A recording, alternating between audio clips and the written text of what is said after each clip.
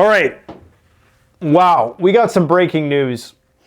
Would you believe me if I told you that in the last 24 hours, Ukraine just absorbed the largest ever cyber attack since the beginning of the war?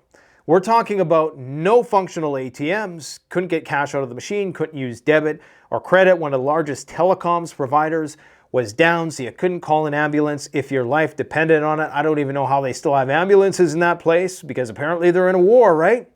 Denial of service attacks on the banking system, internet outages, the whole 9 yards. Biggest cyber attack, arguably, since 2015 when they did the cyber attack on the nuclear power facility. But all of this so conveniently timed to coincide with Volodymyr Zelensky's final pleading for financial support at the White House today. You know, that final Hail Mary pass to get more support, trade more human resources for NATO's funny money. Okay, got to keep that military-industrial complex running. Now, even more serendipitous towards the end of keeping the war machine going is that just a few days ago, we were all primed for this. Remember the blockbuster Netflix special, Leave the World Behind? The movie that depicts a world that descends into chaos in the wake of a massive, widespread cyber attack. Cyber attack precedes civil unrest, civil chaos, nuclear chaos, the whole 9 yards. Isn't it all convenient how all of those things just happen to overlap? You guys know me, I'm an NPC, just like you, right? I believe whatever the news tells me. And apparently now, newscasters are almost out of a job because, as I'm going to show you today, AI is about to take over that department as well. So New York Times, every time I go to the New York Times, they're always asking me for a subscription. And I got to pay to play, and it's over, okay? It's pretty much over. It's where newspapers were not too long ago. But you know what really gets me? Before we get into the headlines, there's a ton of stuff to talk about. It's this whole Zelensky thing, right? You think about the futility of what they're trying to do. And it's a paradox because it's like a gang initiation. You know, if you go and defeat that guy over there, we'll let you into our big club called NATO. If you can defeat that guy who just happens to have nuclear weapons, and has said on numerous occasions that if you beat him, he will use nuclear weapons on you and completely destroy your country, okay? So let's put this in perspective. You're trying to get in a gang. Let's say this gang is called NATO, right? North Atlantic Treaty Organization. They tell you, go kill that guy over there, right? And if you beat him, we'll let you into our club. But the catch is, if you beat him, he's probably going to take you out, right? Before you beat him, because he views this as an existential war. So why would you do that? Why would you do that if you really, truly cared about your countrymen? That's all I'm going to say, okay? I mean, some of the things that just make you go, right? Because you know it's futile. So what is the end result going to be? You know, I guess they think, with this new general they're sending over there, that there's a way to defeat the Russians without defeating the Russians so that they nuke us. I don't know. I'm skeptical, but like I say, I'm a dumb NPC, just like the rest of y'all. And we're along for the ride, I guess, right? They're telling you, though, guys, they're sending us all messages. They're sending us subtle signals. And the messaging is getting louder and louder as we approach the 0 day. Do you notice that? I got a video coming out on that tomorrow, how the media is dropping all these subtle hints that you better get prepared because shit's gonna hit the fan. Anyways, we all know that. That's all old news for us. Here's the headlines today, my friends. Hamas leaders are evacuating the Middle East. We're talking about the guys in Qatar who have been enjoying the caviar and living the high life in the 5-star hotels there. They're jumping ship, okay? And they're also jumping ship from Beirut. So is that because a war is about to start in Lebanon? Is it because the Mossad is about to go on a killing spree? Who knows? But the shit's going down. This is the end, right? So just get ready. It's the end of the world as we know it. It's not the end of everything, just the end of the world as we know it. But big changes are coming down our way. Mark my words. We got Poland's new government. It appears as though this guy is positioning himself to be the next guy who tries to get initiated into the gang. I guess he's already a member of the gang, so why would you want to sacrifice yourself? But their new government is taking a hardline anti-Russian stance. In fact, the Prime Minister today went so far to say that he wants to lead NATO and send Putin to hell. Those exact words. They're mobilizing for war against the Russians. The U.S. is now sending another general to Ukraine to help strategize. Okay, so the mask is pretty much off. There's no longer any doubt that we are party to this conflict. You got a general going there. I don't know if he's 3-star, 4-star, whatever. He's going there and he's going to help the Ukrainians strategize. Now, what is the real purpose? Is it to put Zelensky on notice that, hey, you better keep towing the party line or we might have to take you out? Who knows? It's all speculation. We really don't know. Everything they show us is not really what's happening. There's a spy war going on behind the scenes that me and you simply are not privy to. Okay, we got 200 million measly greenbacks, or not greenbacks, I guess just paperbacks, going to Ukraine. We got Reddit hit with a cyber attack, Rumble hit with a cyber attack, Fox News talking about the threat of Chinese cyber attacks. So cyber. And you're going to see this increase in the future as the digital ecology, as a cybersecurity friend of mine calls it, as it increases and the density of the Internet of Things devices increases in the world, there's more attack vectors. So every year we're going to see maybe not exponential growth, but certainly logarithmic, parabolic growth in the realm of cybersecurity threats. It's only going to get worse and worse. We got the Houthis, the honey badgers of the Middle East, lighting up more ships. And what does oil do? It plummets. An oil tanker is hit by the Houthis in the bottleneck strait that is adjacent their country, and oil plummets. That's what tells you that we live in a completely irrational world. Okay, and we're going to talk about why the price of oil plummets typically before a major war in just a minute. There's a variety of other factors that we can consider as well, but this is an economic war first and foremost. It's always important to remember that. Before militaries cross borders, money does. And that can work in a variety of different ways. We got the nuclear arms race continuing. We got Raytheon putting out a new anti-ballistic missile system, 50 successful tests now, putting the Russians on notice that, hey, when you're ready to launch those nuclear weapons, we're probably going to be able to intercept more than you think, thanks to this maneuverable technology. I'll show you the video in just a moment. The Russians have raised them 2 nuclear submarines, and they got 3 more coming down the pike. We got U.S. banning uranium purchases from Russia 90 days after the bill is passed. This is significant. This is why they've been stockpiling it for so long. You only do this if you're about to go to war with a country, because this is something your critical infrastructure relies on. So this is just another sign that indeed when Poland says they're getting ready to mobilize for war against the Russians, they ain't joking. It's time we start taking these people on their word, because we know they're that crazy, okay?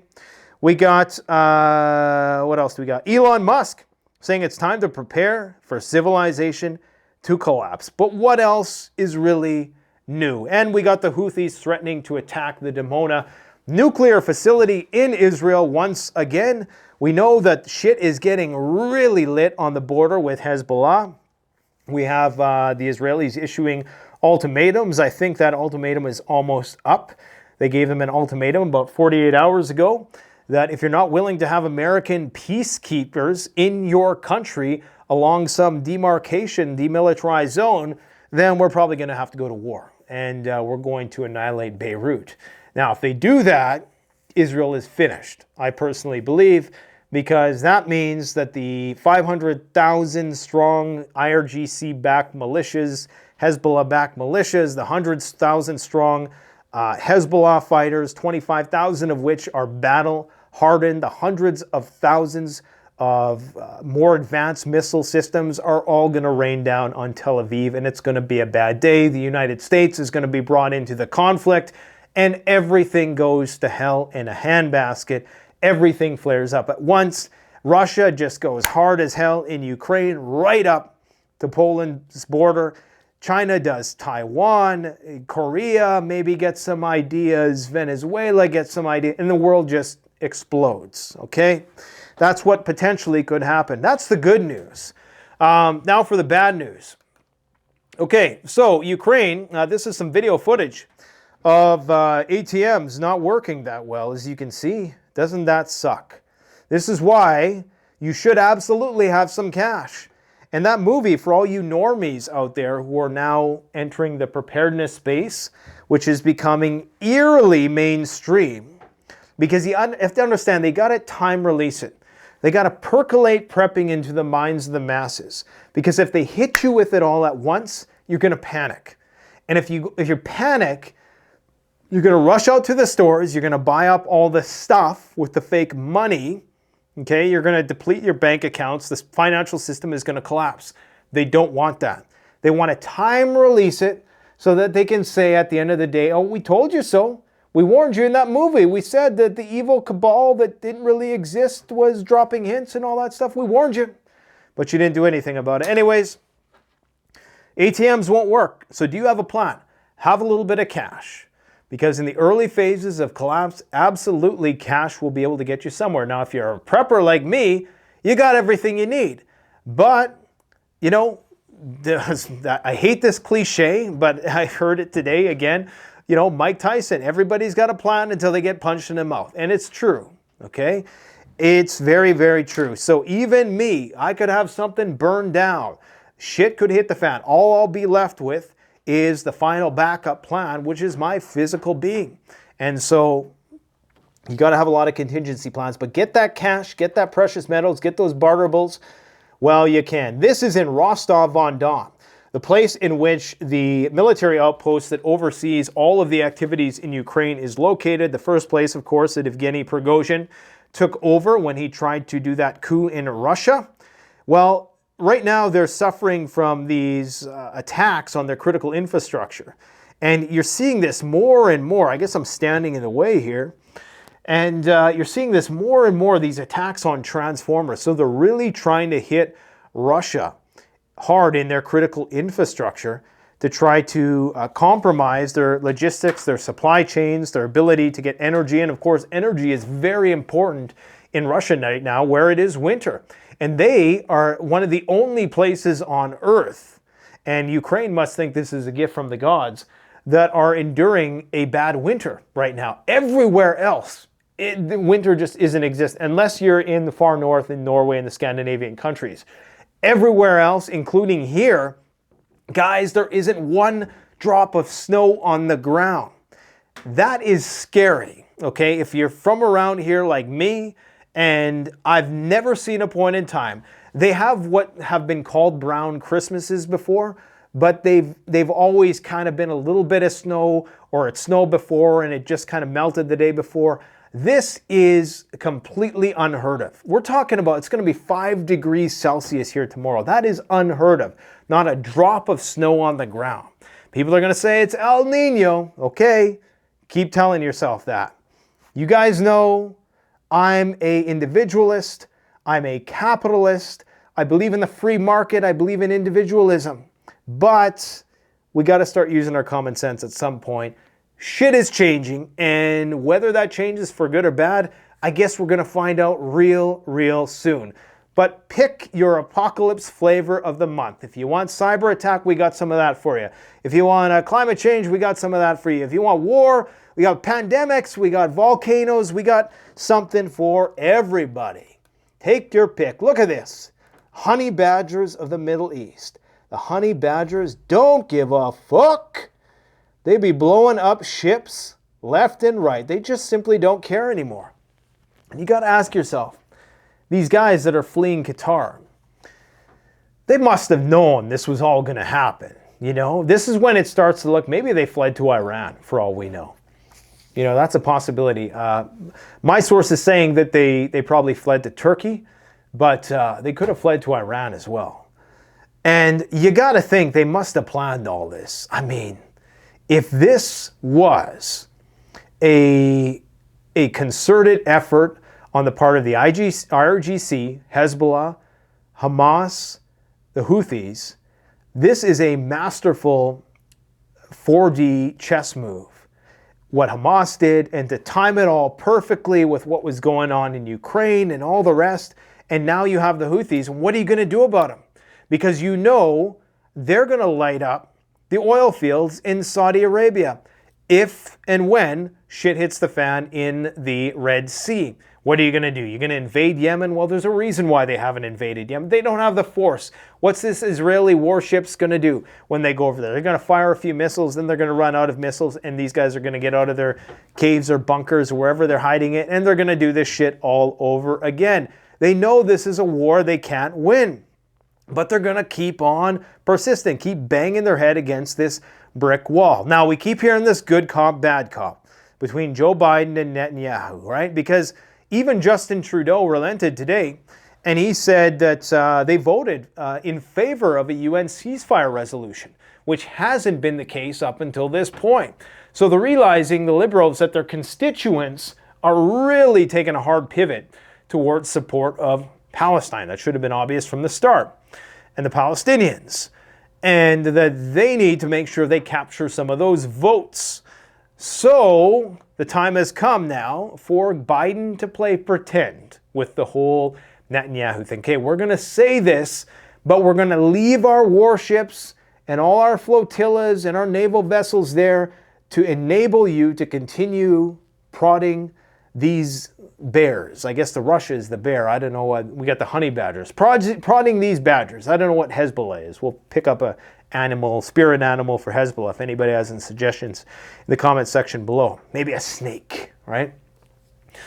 So, yeah, we're going to pretend like we are not fully aligned with you, that we don't give you carte blanche on weapons systems, that we ignore the fact that you have nuclear weapons, that we give you billions and billions of dollars every year, and that we're basically here with half of our Navy to ensure that nobody messes with you, but we're going to pretend that we're actually against you, right? For the people, right? To create this illusion of choice.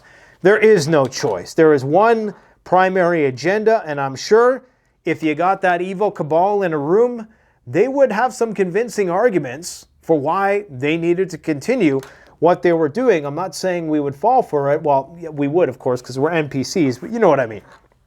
All right. So this is Elon Musk's tweet. I had to, he redeemed himself a little bit with me. I've been at odds with Elon for a while. Probably doesn't know I exist, but I know that Elon's watched a video or two. When you got hundreds of millions of views over time, you know he was taking a dump one day and he came across a Canadian prepper video. So Elon, thanks for posting this. I breathe air for you, says the lungs. I pump blood for you, says the heart. I filter waste for you, says the liver. The collapse is inevitable. Buy more food and ammo, says the brain. Yeah, at least there's somebody, at least the guy who's the architect of the panopticon that's likely going to enslave us all has a sense of humor. I'll give him that much. This is the new Polish Prime Minister saying that he's getting ready to mobilize his country for war against Vladimir Putin. And you can tell by the body language here. I don't speak the language, obviously, but he looks like a more charismatic speaker, right? He's got that Sloiten van Stoiken van Formen. He's got that kind of, tenacity. And he's only just getting started, right? So this is great. This is good. Let's see where this goes. Poland, on December 15th, I believe, is going to be setting up some new missile defense. This happens to happen on the same day that Russia is doing the same. What does that mean? Does that mean Armageddon is coming on December 15th? Shit, it appears Armageddon's coming every goddamn day. Oh, I just pissed off all the Christians. I get one goddamn pass. One goddamn pass, okay, 3. That's it. I'll never say it again, I promise. I haven't had a lot of sleep lately, my friends, as you can appreciate. This stuff definitely is mentally draining. But I tell you, that deer meat is absolutely delicious. If you haven't seen our deer hunting video, go and check it out. You gotta learn that stuff now. You got to. Anyways, this is the Lebanon border. These are all the incidents that have occurred, okay? There's been a war waging a horizontal escalating war on the border between Israel and Lebanon. Now, Israel's given Lebanon an ultimatum. I can't remember where the river is. I think it's like right around here. It's not a very big river, and I don't even remember the name of it, but they're basically saying, I think it's actually follows this line here. Follows that road, I should say. And they're basically saying, we're going to push Hezbollah back to the river. Everybody likes those natural boundaries when it comes to war. Unless they're willing to accept, I think that it's US and French peacekeepers in their country, which they're never going to accept. Now, some people are saying that this is just a bluff by the Israelis, that they don't have the manpower. Currently, what they have there, I'll tell you what they have. They have 3 to 4 divisions. I believe a division is, like 20,000 to 40,000 troops. So a sizable amount of troops. They have, these are not their elite units, so I'm sure a lot of these are reserves. And remember, Israel's economy is suffering right now because a lot of their reserves are people who would have worked the jobs. And then you have a lot of people who said, screw this, I'm out of here. I mean, how patriotic is that when the war hit? Of course, they're going to come back when the dust settles, if there's anything to come back to. And so even though Israel has a formidable economy, and even though they have the backing of the US government and all those warships, even though they have all that, they still have a very relatively small population. So fighting a war on 3 fronts, much less fighting against the Houthis and the Iranians, it's probably not going to happen. Especially considering that the IRGC has around 500,000 militias that are associated with it in reserve. The Lebanese, not the Lebanese government, but Hezbollah has around 100,000 active duty soldiers. 25,000 of those are battle hardened. They also have about another 200,000 in reserve. That doesn't even include the main Iranian army or the Houthis or whoever else might switch sides at some point. So the idea that could they create a lot of chaos if they start launching nuclear weapons? Absolutely they could. Do they have the capability to go and occupy any of these countries thereafter? Absolutely not. And if you think that the tunnel system in Gaza is problematic, in Hezbollah, they ain't pumping any water, seawater, into these tunnels.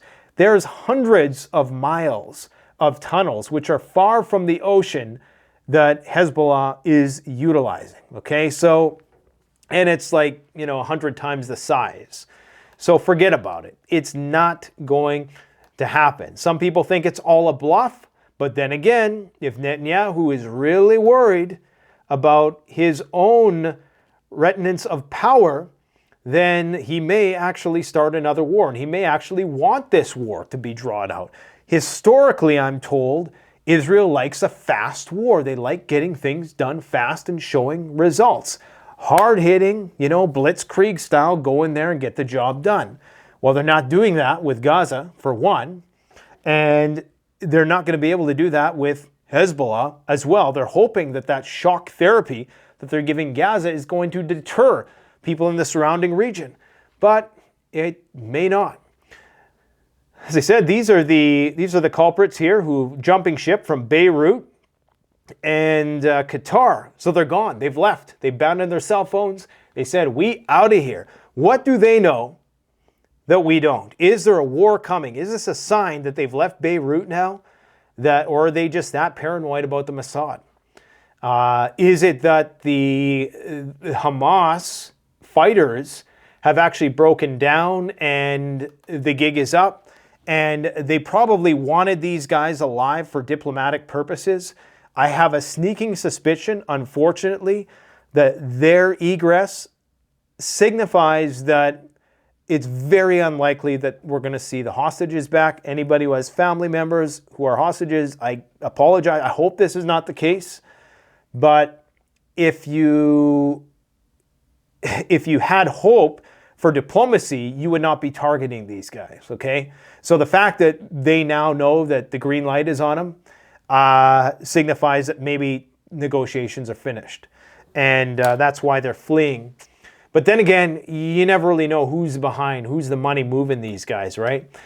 This is the new Polish prime minister. Recall, after Nord Stream was blown up by, who knows, who stood to benefit from that? Not the liquid natural gas company, certainly not them.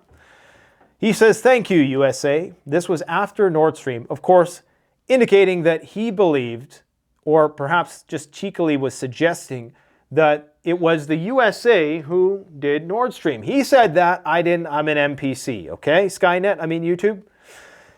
So, he is now the prime minister of Poland. Recall, there was this border tension that was happening between Ukrainians and Polish people. So that now created a divide against, it created this dispute between Ukrainians and Polish, but it also worked to the advantage of improving Russian-Polish relations. Now that's all gone, okay? So now we're going to see these blockades likely busted up, and Poland is going to lead the charge against the Russians. You got Fox News seizing on this opportunity to talk about the Chinese cyber army is invading U.S. critical services, and they absolutely are. Make no mistake. When they start turning these lights off, and this is what's going to happen. For a few months in the run-up to when World War III goes kinetic, we're going to see these cyber attacks. And that was what this movie was trying to tell us. It's not going to be fast like the movies show us. It's going to be time-released chaos, a slow ramping up of all of these multi-dimensional forms of hybrid warfare are going to be waged. And we got a big, big video coming out, which is going to break it all down, the myriad ways in which World War III starts, is fought, and of course, is finished. World War III only ends with a mushroom cloud. It is fought through numerous other means. Okay, so this is what's called the exo-atmospheric kill vehicle. This is Raytheon's response to Russian nuclear power. Now, it looks like I'm going to run out of battery power, or my camera is going to overheat. As per usual, Sony piece of junk. Where are my notes here? So this is going to be what they're going to be used to intercept ICBMs. Of course, it's going to be much larger, and it's going to function in space.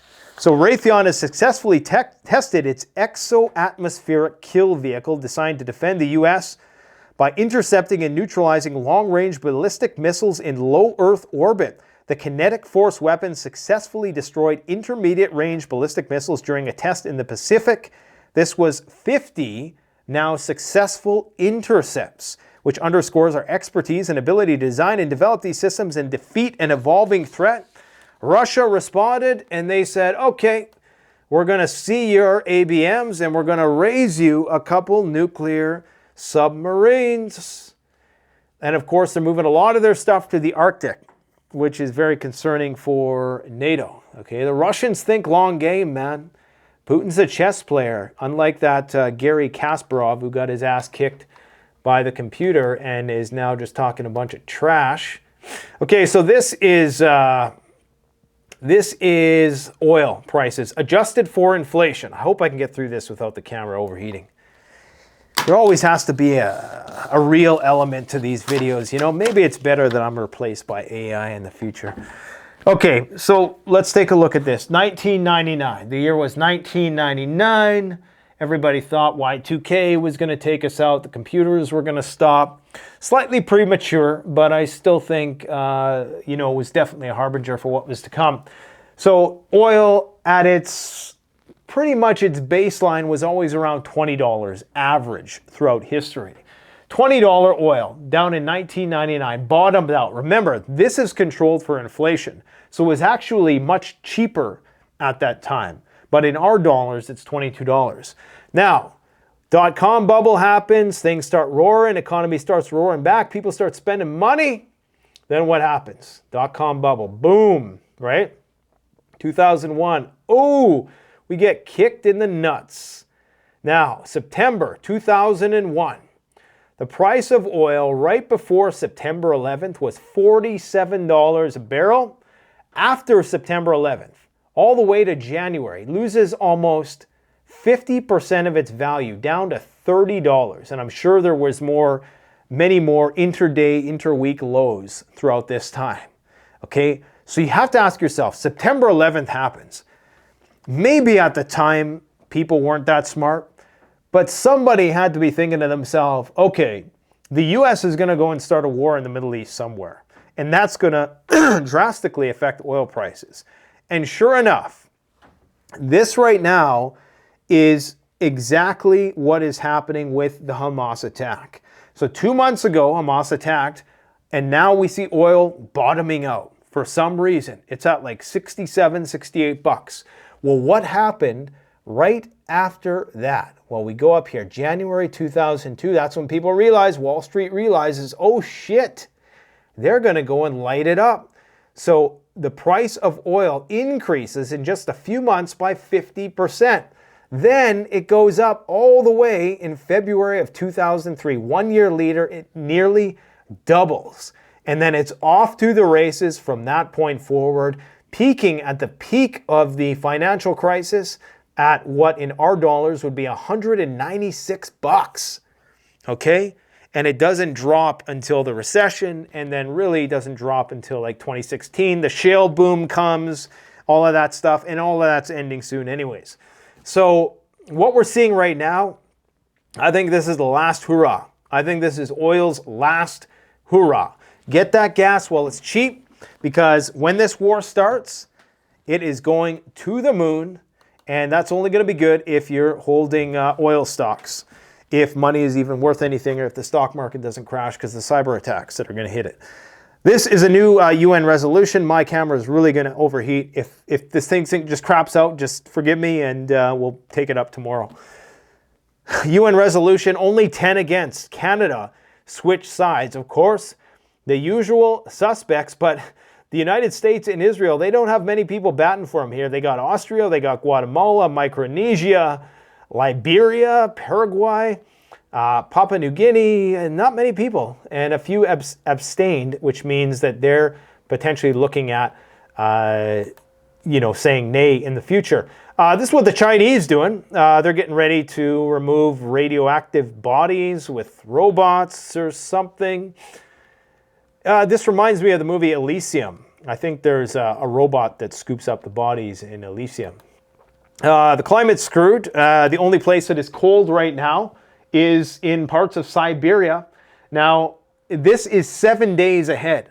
Look at this, like bright red, brown.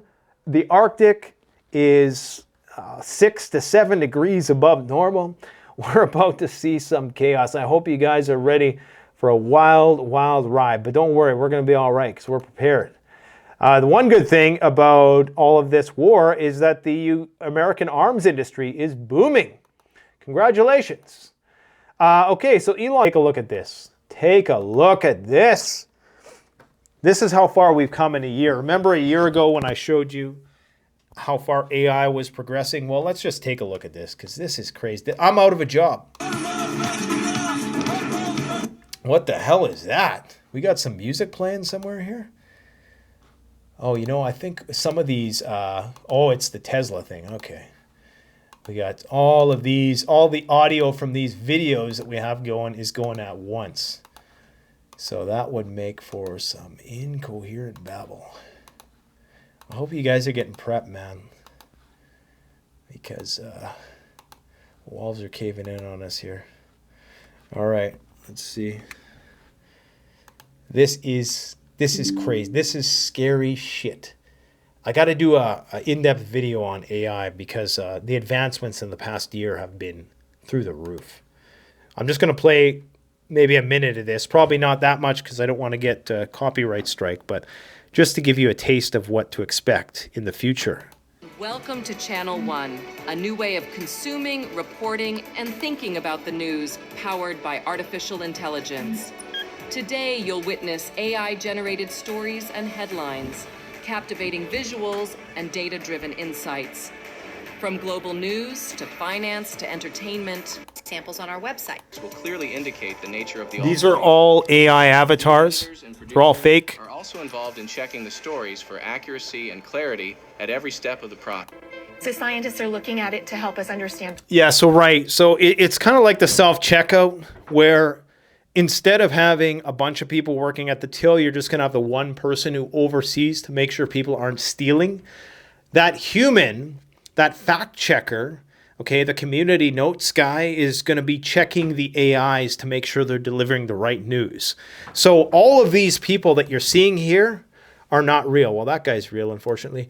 So this guy here, he's fake. He's an AI avatar, okay? And they're saying, and they might be right, they're saying that they're going to be able to give you customized news, personalized news, which will be auto-generated, perhaps in real time, suited to only you. So everybody gets a different news. I mean, talk about filter bubbles on steroids. If you don't know what that is, a filter bubble is the idea that the algorithm serves you more of what you like, so you live in this perpetual echo chamber.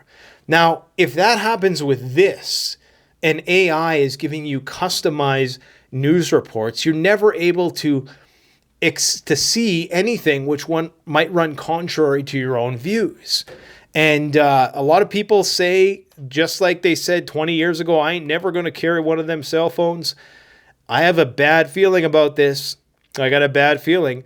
For starters, you know, I guess we'll see. Maybe people are going to long for that authenticity that comes from independent. I don't like calling myself a journalist. I'm just a prepper trying to figure stuff out, but comes from seeing real people and knowing that the person you're watching is actually going through, and for some reason this thing is, maybe this is the end, maybe there's a cyber attack, it's not working. But for like the person that you're watching is a human experiencing human things, right? Going through the same struggles you are. There's something voyeuristic about that I think is required to keep things interesting. Let me see if I can refresh this page. Come on, Elon, fix your crap, bruh. It's supposed to be... Looks like a jumble of dust. Yeah, so here, I'm not going to put the volume on, but you can kind of get the gist of it. You're going to have your own personal newscaster. You're going to be able to pick what they look like and, you know, the topics. So it's going to be like an extension of what Google News is right now, where it sends you customized stories. But they're going to talk to you how you want. And it's going to be a weird, weird, brave new world. That's all I can say. Let me know what you guys think in the comments section below. Keep on prepping. Keep on stacking. Keep on learning new skills because you're going to need them very, very soon. And once we get there, there ain't no turning back. See ya.